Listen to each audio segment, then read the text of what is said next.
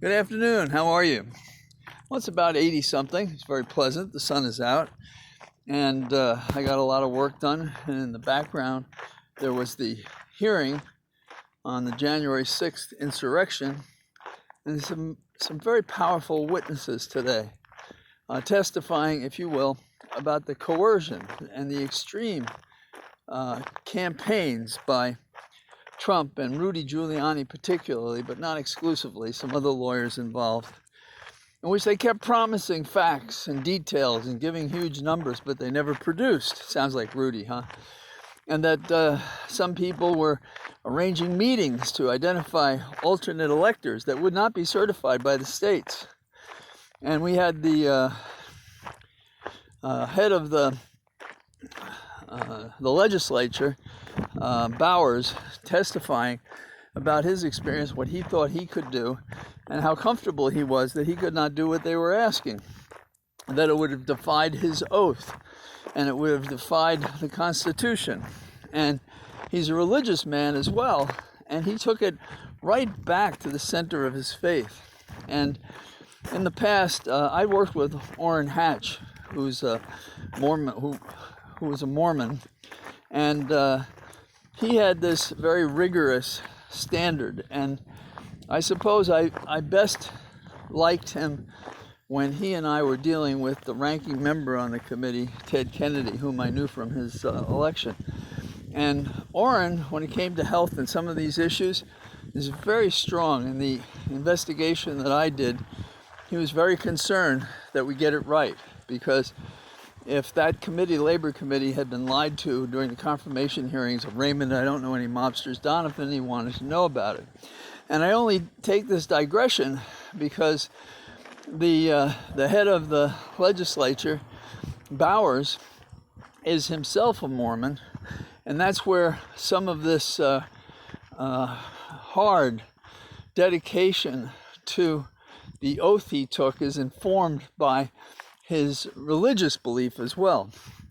I'm very uncomfortable when people mix their faith with a system which is civil and not theological, not a theocracy. But it was very interesting to observe how he was motivated and where he got the strength to resist the abuse that he got for taking the positions he did against this unconstitutional cockamamie idea that Trump and Rudy had. We also had the testimony of the Secretary of State for Georgia, and how he too was subjected to terribly oppressive and coercive messages when he just did his job. And we had scanners, people who went through and checked the voting and so forth, and how their reputations were ruined by false statements on social media and elsewhere. And I've seen a fair amount of this right here in Loudoun County, it's really Loudoun County, during the gubernatorial race, when people were just pilloried in social media who were on the school board. And it was part of the election. And one woman who was just not used to that kind of pressure, and very few people are anyhow, and no one is unaffected by it. She just resigned from the position they were trying to recall her from, because she didn't want to risk her children, because she had gotten a threat directly to one of her children. And, you know, what mother who's spending her time, or father, or any parent who's spending their time with a school board is going to say, my public service is more important than the safety of my child? So what we had is, we have this kind of coercion, and we have this lots of funds and lots of lying and enormous pressure. And I kept thinking about something I made a remark about when I was on Ari the other night, which is, why is it up and down the East Coast no prosecutor can put together a case? And I just wonder, and I really think we should inquire as to what contacts there have been to coerce public officials. If you'll do a Secretary of State, or you'll do the head legislator of the state of Arizona, or you'll pick on people who are large and visible and professional and adult and have degrees of freedom and power themselves to do the right thing, being forced, pushed, unsuccessfully due to the wrong thing, and then they pile on these people. Why not local DAs? I've been mystified by how in Georgia, DC, New York, both state and federal, nothing happens. Nothing. And you have to wonder, what is the X factor? I mean, we all were curious how Bragg would overrule the predecessor district attorney on going forward with the case against Trump. And then 2 prosecutors quit. No one has questioned this guy on who he was visited with or who spoke to him or what they said or how he really did, quote, change his mind to not go forward with the case. The nation cannot have these, brown shirt tactics determining outcome in our public representative bodies. And as the members of the committee said, it's these people who are true public servants who are saving us from the loss of our democracy to these autocrats and dictators who would rule by fiat in arbitrary ways that satisfy their need for power. And they wouldn't stop at arguments of persuasion.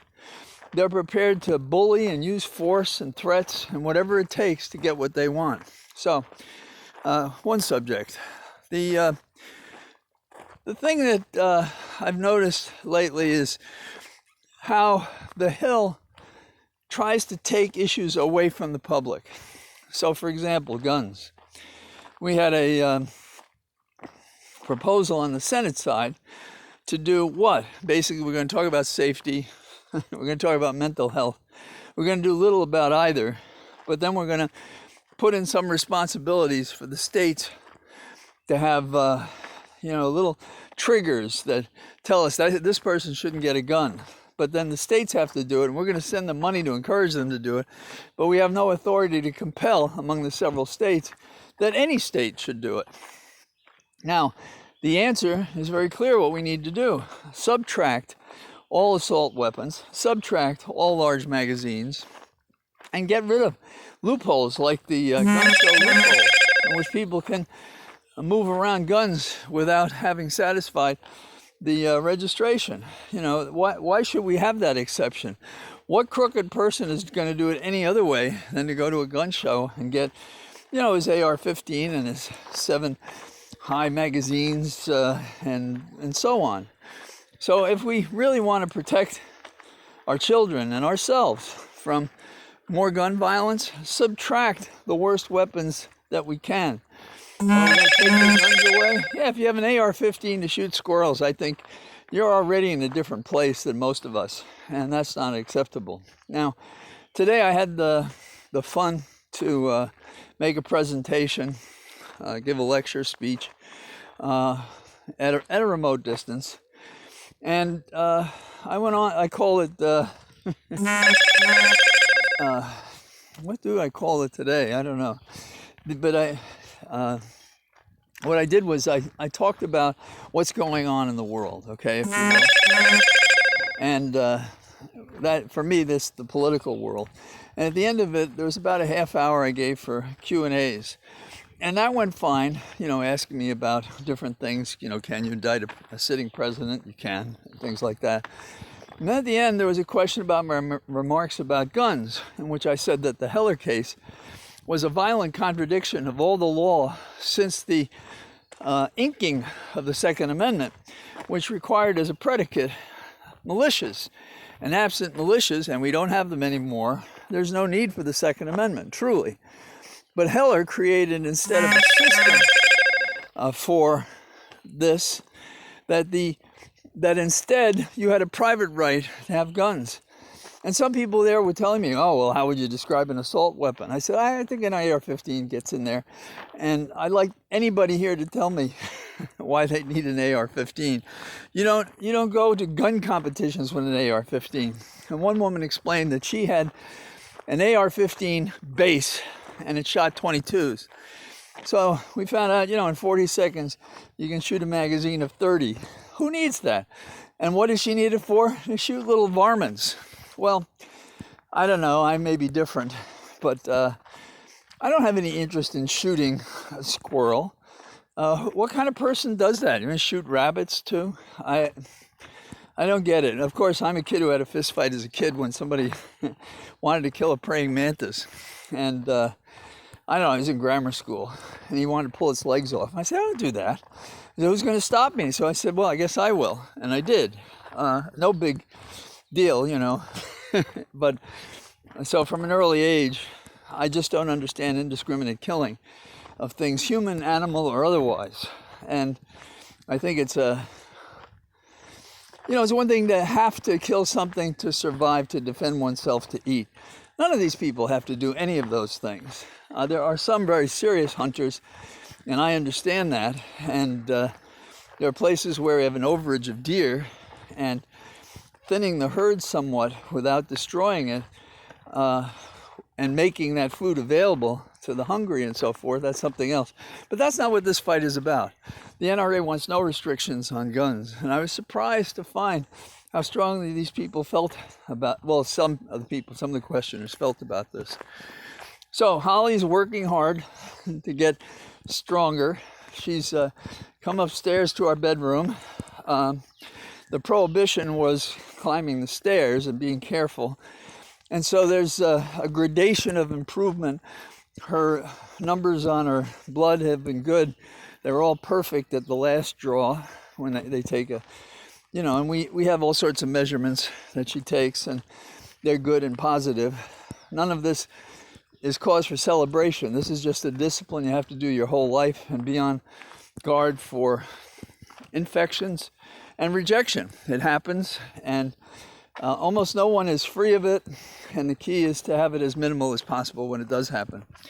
So I want to thank you for walking with me today. I hope I didn't annoy or upset anyone. That's not my idea, but these are my truly held beliefs, and that we have to do something as we the people, because if we don't, we're going to lose this damn democracy.